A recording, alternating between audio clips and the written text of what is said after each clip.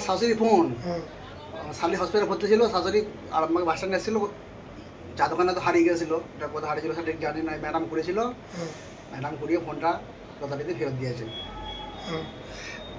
আজকেই হারিয়েছিল ফোনটা? আজকেই হারিয়েছিল? আজকেই হারিয়েছিল। আজকেই হারিয়েছিল। শাশুড়ির নামটা কি? কাকলি সাঁতরা। আপনার নাম?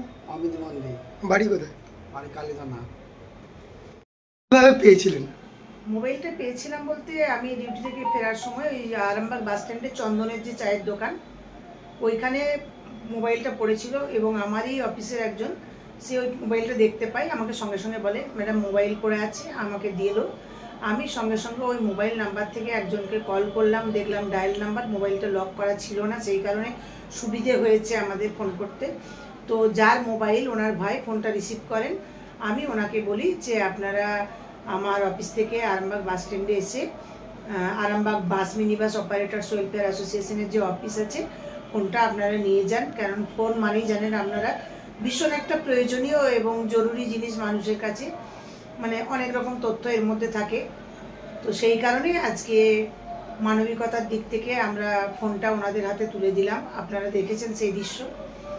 আর আমি আমার সমস্ত বাসের যে শ্রমিক আছে তাদের উদ্দেশ্যেও একটা কথা বলবো এবং সাধারণ মানুষের ক্ষেত্রেও একই কথা বলবো, যদি কেউ কারো কোনো রকম জিনিস কুড়িয়ে পান কোনোভাবে, তড়িঘড়ি সেটা প্রশাসনের হাতে তুলে দেওয়ার চেষ্টা করবেন। যদি প্রশাসনের সাথে যোগাযোগ করতে ভয় লাগে, কারণ এই প্রশাসন নামটা আমি চেষ্টা করব, পুলিশ টাইপের কথা যখন আসে শুনলে অনেকের ভয় থাকে, সাক্ষী হতে হবে, অনেকের ধারণা যে আমি আবার ঝামেলায় জড়িয়ে যাব। সাধারণ মানুষ থেকে আমার বাসের শ্রমিকদের বলবো, কোনো জিনিস কুড়িয়ে পেলে সেটা যত মূল্যবান হোক বা নাই হোক প্রশাসনের হাতে তুলে দেওয়ার চেষ্টা করবেন। যদি প্রশাসনের সাথে যোগাযোগ করতে কোনো কারণে ব্যর্থ হন, তাহলে আমাদের এই আরামবাগ ওয়ার্কার্স কর্নারের দ্বিতলে আমাদের যে অফিসটি রয়েছে আরামবাগ বাস mini bus operators welfare association, আমাদের সাথে যোগাযোগ করবেন, আমরা তৎপরতার সঙ্গে প্রশাসনের হাতে তুলে দেব এবং যথোপযুক্ত প্রমাণ দিয়ে যে ব্যক্তির জিনিস তিনি ওই জিনিসটা ফিরে পেলে উপকৃত হবেন,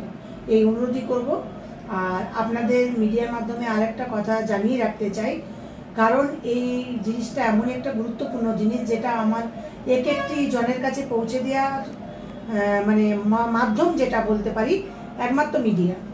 কারণ সেই কারণে যেহেতু আজকে একটা মিডিয়ার মুখোমুখি আমরা হয়েছি, আগামী বৃহস্পতিবার সকাল 10টার সময় আরামবাগ ট্রাফিক গার্ডের উদ্যোগে এবং আরামবাগ পিএস এর উদ্যোগে আরামবাগ বাস স্ট্যান্ডের যে আমাদের রয়েছে বাস স্ট্যান্ডের ভেতরে স্টার্টার যে অফিস রয়েছে আমাদের 16, 20, 29 যে অফিস স্টার্টারের, ওই অফিসে বিনামূল্যে চক্ষু পরীক্ষা হবে এবং ইসিজি হবে, স্বাস্থ্য পরীক্ষা হবে, সাথে ফ্রি মেডিসিনও দেওয়ার ব্যবস্থা করা হচ্ছে।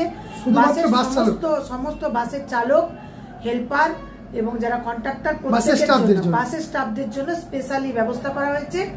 আমার গাড়ির প্রত্যেকটি স্টাফকে অনুরোধ করব এই সুযোগ গ্রহণ করার জন্য এবং ওখানে আমি বা আমাদের আরো অ্যাসোসিয়েশনের পক্ষ থেকে প্রত্যেকেই ওনাদের সাথে আমরা সহযোগিতা করব। আমার পরিচয়, আমি একদম অতি সাধারণ একজন মানুষ, আমার নাম মধুমিতা ভট্টাচার্য, আমি একজন সমাজসেবী।